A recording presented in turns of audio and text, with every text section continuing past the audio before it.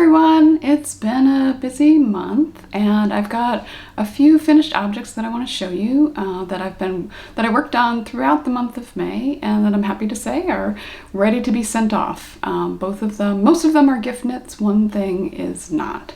So with that said, let's get started.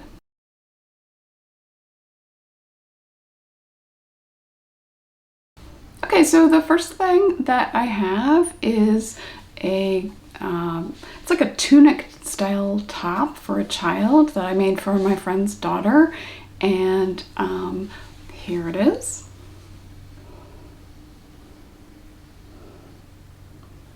I think you can see the whole thing.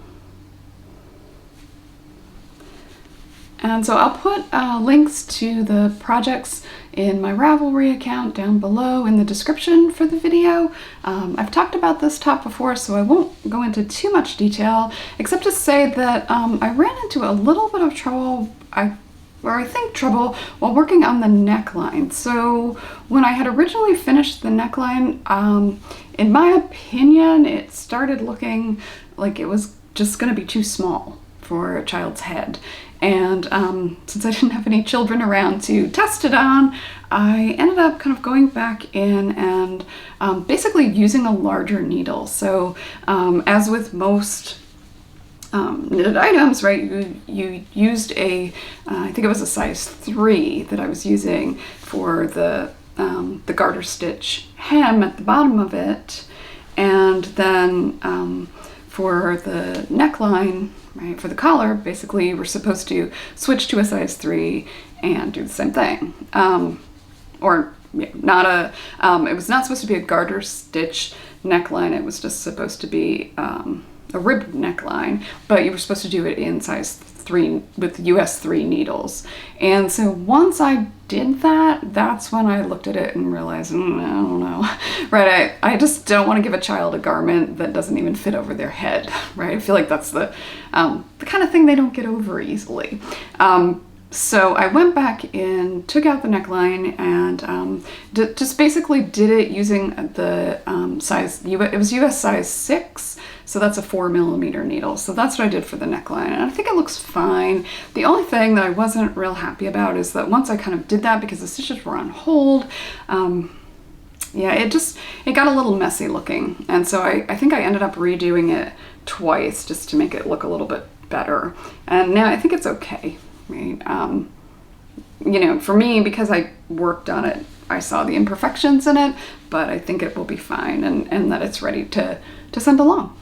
Okay, so the second item that I have completed this month is a pretty popular pattern. It's called the Stripe Hype Sweater by Kutova Kika, and so I did mine in Paintbox Cotton Yarns, or this one in Paintbox Cotton Yarns, and it's for a friend who really likes the color blue.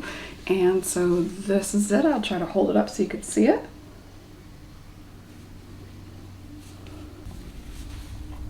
And so I basically used a very light blue color for the main color, and then just kind of striped out different colors of blue. So I started the idea was to put the darkest blue up over the shoulders to kind of create that drape, so that the stripes at the top, and then kind of coordinate. And then, the pattern has this nice little detail. It's both on the cuffs, right? And on the collar, right, you incorporate one of the colors from one of the other stripes. And so I changed that up a little bit and basically just picked the coordinating color to be one that I thought looked nice. There were a lot of ends to weave in on this, but I didn't mind it, and I'm very happy with how it turned out. I'm pretty optimistic that my friend's daughter is gonna like this one. She loves blue, and so I wanted to, I'm calling it her beachy blue sweater, so it's something that's just nice and oversized and cotton, and something she can kind of throw on during the summer and relax and enjoy.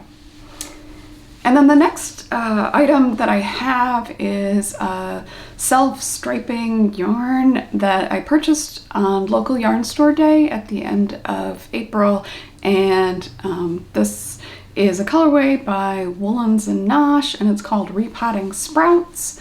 And so here they are, my socks. And I just used, for the cuffs here, I just used Barocco Vintage, I don't remember the colorway on it, but it's Barocco's Vintage sock yarn. And let me hold up just the one. And as you can see from how they are on my sock blockers, they take up the whole sock blocker.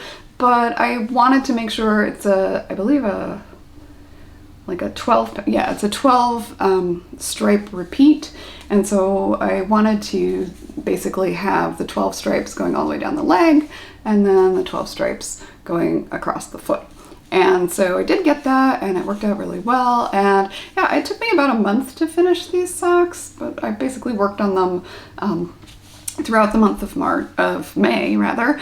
And I actually, to make sure that I got the stripe sequence the same on the two, I kind of worked on them both at the same time. So I basically started one, worked all the way down.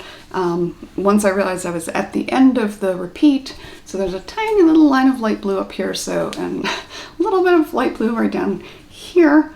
And so once I realized I had worked my way through the 12 stitch repeat, I basically started the next sock, so that I would be starting this sock, they're both work cuff down, starting this sock from the same point as this one.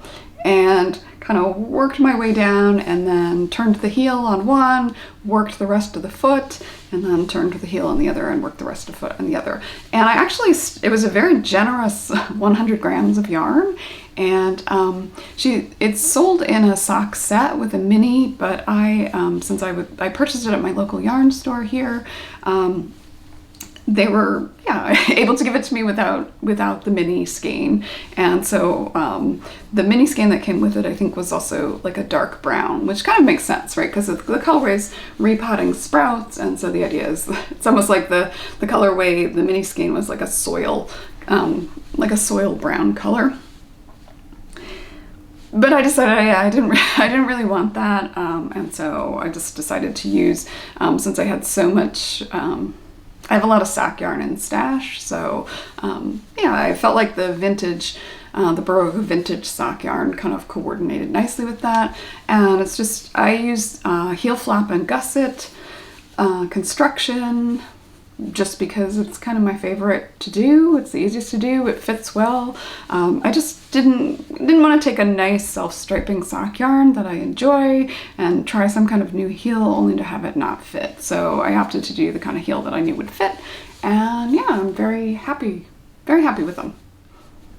Okay, then one of the last knitted items that I worked on in the month of May actually started in April as part of, it's a West Knit, it ended May 15th, but it's a West Knits Scrappy Knit Along, where Stephen West of Stephen and Penelope was offering a sale on patterns. I think that happened around the beginning of April, actually.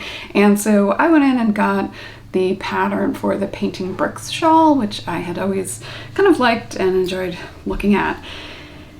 And then I'm out of breath because I just ran down the stairs to get this from downstairs because I forgot it. And so I started working on the Painting Bricks shawl, and it went along very quickly, and I'm using up a lot of scrap yarn. I'm doing the fingering weight version, and I have some Cloudborne alpaca in a dark gray color that I'm using as the main color, and then just kind of putting in the various sock scrap yarn that I have. So this is what I have so far.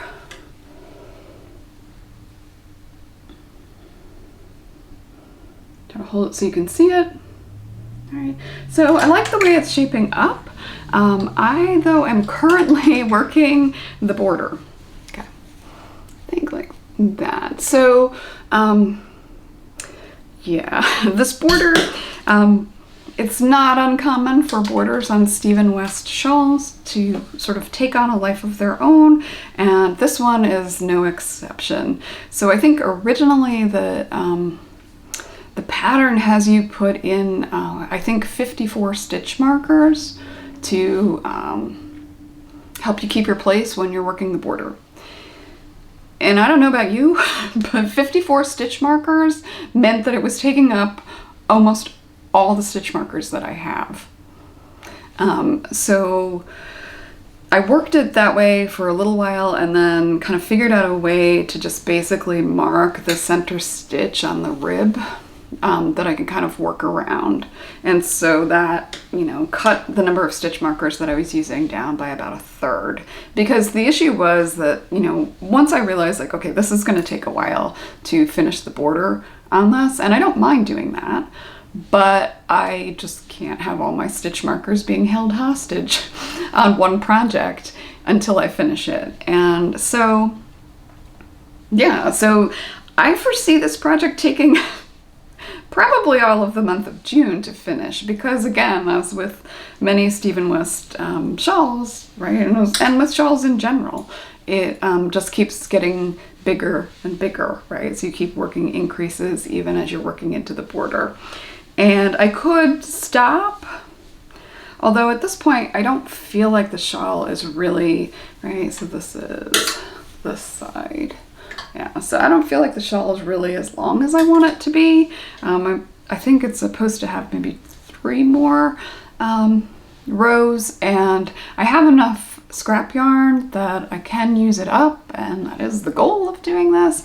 So I'm gonna just, I set it aside, right? So I worked on it pretty diligently through April and into May, and then, you know, I think I got to the border sometime in the first week of May, and then when I realized like, okay, this is a Stephen West border on a Stephen West shawl, it's going to take me a little while, and I need to just work on it when I work on it.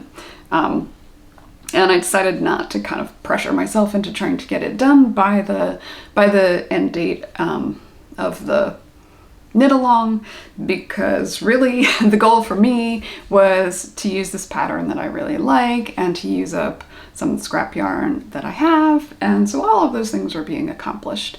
And my hope is that, you know, since we're heading into summer anyway, it's unlikely that I'm going to need this shawl anytime soon, so it's something that I can kind of pick up and work on. I am kind of mentally trying to tell myself to work on it, you know, in the month of June if I can, because the other issue is obviously the weather here is going to become increasingly warm, and I'm going to feel less and less like I want to have a big alpaca shawl sitting on my lap to try to work on and knit. So we'll see on that one, but that's sort of a to be continued. I'm definitely going to finish it, right? I've gotten this far on it. I enjoy it. Yeah, it's just going to take a little bit of time. So I might dole it out over like a certain amount each day for a little while to see if I can get to it that way, or I'll just work on it how I feel like working on it. And then the last thing that I did during the month of May, and actually kind of finished this up mostly over this past week, is a little bit of spinning. So as I've mentioned before, I'm getting a subscription from Three Waters Farms in North Carolina. And so this was their colorway for the month of February, and it's called Golden Petals. And it's a 100% Corriedale, and it was really nice to spin up. And so I spun it up, and then this week I plied it, and I will show you.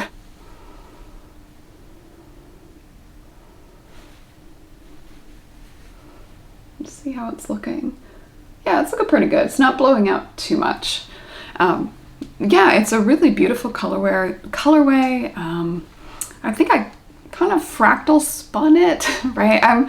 One of my issues with spinning is that I don't want to take notes. I don't want to, be real technical about it. I just want to spin what I want to spin and play with color. And so, yeah, you can see that there are some spots where Barbara pulls a little bit, and then other spots where the colors the colors line up a little bit. But yeah, I don't really care. This ended up producing about 114 grams, and yeah, I would say that it's maybe it's a 2-ply, so I think that it's probably a sport weight. I don't think it's DK, but maybe, yeah, I don't have a plan for it. Thinking it might look nice in a sweater, like in a yoke, in a sweater. I'm thinking it might also be a color that I really want to kind of come back to in the fall for one of my fall knits. So we'll see. To be continued on that one too.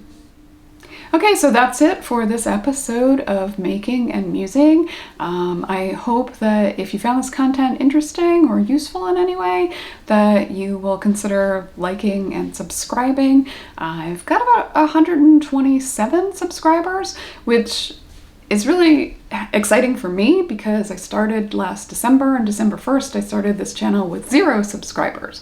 But we've also kind of plateaued a little bit in the last couple of weeks.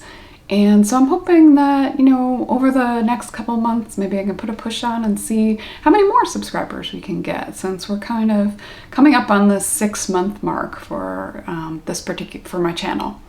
But in the meantime, thank you very much for watching, and I will see you again in a week or so. Thanks for watching. Bye.